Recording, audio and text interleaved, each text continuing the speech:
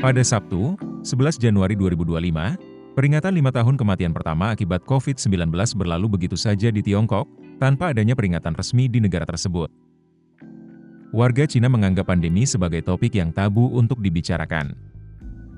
Mengingatkan saja, mengutip AFP, pada tanggal 11 Januari 2020, pejabat kesehatan di kota Wuhan di Tiongkok bagian tengah mengumumkan bahwa seorang pria berusia 61 tahun meninggal karena komplikasi pneumonia yang disebabkan oleh virus yang sebelumnya tidak diketahui.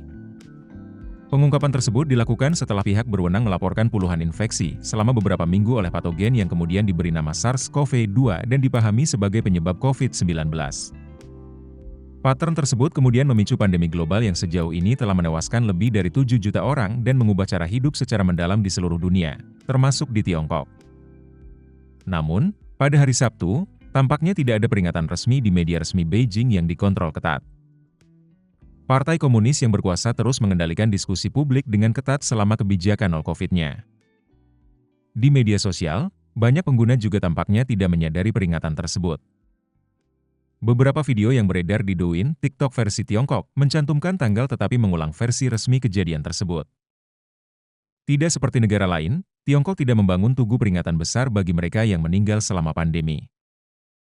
Tidak banyak yang diketahui tentang identitas korban COVID pertama, kecuali bahwa ia sering berkunjung ke pasar makanan laut Wuhan, tempat virus tersebut diduga beredar selama wabah awal. Dalam beberapa hari setelah kematiannya, negara-negara lain melaporkan kasus pertama penyakit tersebut, yang menunjukkan bahwa upaya resmi untuk menahan penyebarannya telah gagal. Tiongkok kemudian dikritik oleh pemerintah barat karena diduga menutupi penularan awal virus dan menghilangkan bukti asal-usulnya, meskipun Beijing dengan keras menyatakan telah bertindak tegas dan dengan transparansi penuh.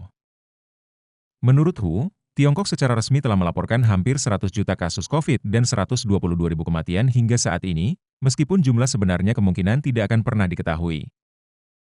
Pada tahun 2023, Beijing mendeklarasikan kemenangan yang menentukan atas COVID, menyebut responsnya sebagai keajaiban dalam sejarah manusia.